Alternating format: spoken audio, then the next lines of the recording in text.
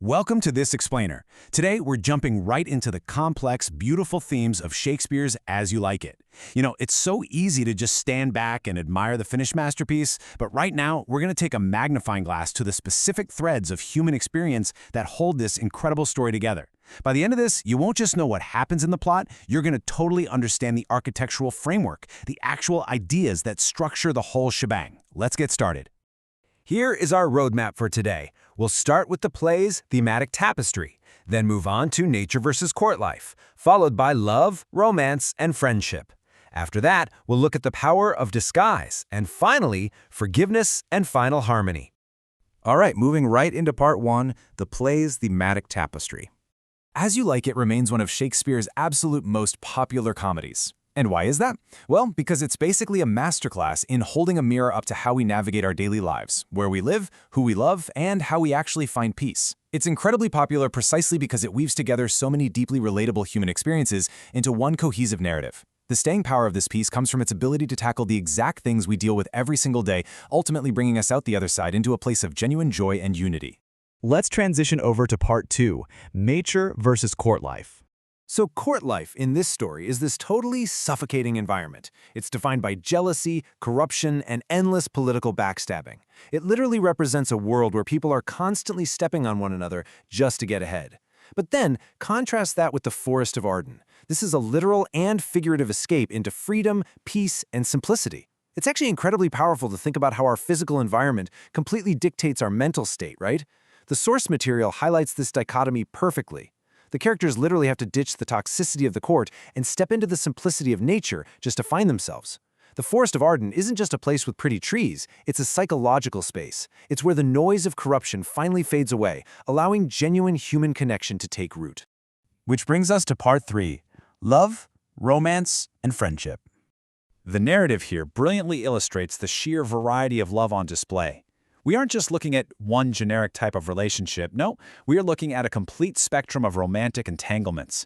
You've got Rosalind and Orlando, Celia and Oliver, Touchstone and Audrey. Each of these pairings brings a totally different flavor of romance to the story. But you know what? Perhaps the most crucial dynamic isn't romantic at all. It's the profound, incredibly loyal friendship between Celia and Rosalind.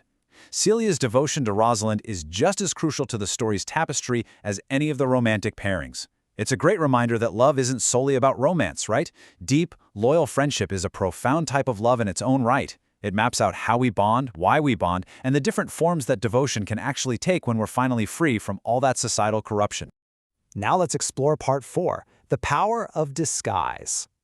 Thinking about these characters escaping into the forest, have you ever stopped to consider how taking on a completely different persona might change how you act? It is such a fascinating psychological question. When the heavy expectations of the world are suddenly lifted off your shoulders, and literally no one knows your real name or your background, do you become more inhibited, or do you actually become freer? In the context of our story, hiding one's identity becomes the absolute ultimate tool for self-discovery. The crucial point here is that Rosalind's disguise as Ganymede is way more than just a simple costume. Her new identity acts as a vital mechanism. Yes, it creates a ton of humor, but it also creates deeply dramatic situations. By becoming Ganymede, Rosalind can navigate the Forest of Arden and interact with others, especially romantically, without all those restrictive rules that usually govern her life. This disguise is literally the engine that drives the comedy and the dramatic tension of the whole plot. It's a brilliant paradox, really. By putting on a mask, she's able to speak more truthfully and act more boldly than she ever could in her own skin back at the corrupt court. It completely changes the dynamic of every single interaction she has, forcing the other characters to respond to her in entirely new ways. And that leads us to our final section, part five, forgiveness and final harmony.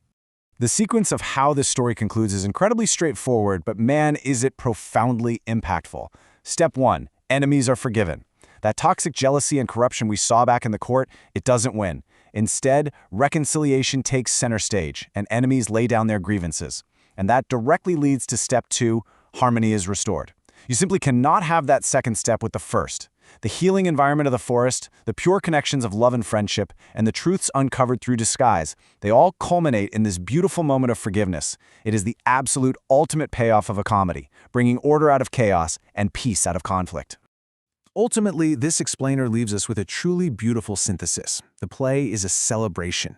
It champions love in all its romantic forms. It elevates the deep loyalty of true friendship, and it stands in total awe of the healing power of nature.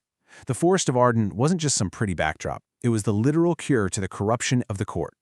By breaking down these themes, we can see exactly why this story has captivated audiences for centuries. It gives us a blueprint for leaving toxicity behind and finding true harmony. So, as you process everything we've unpacked today, it leaves us to wonder, where might you escape to find your own personal Forest of Arden?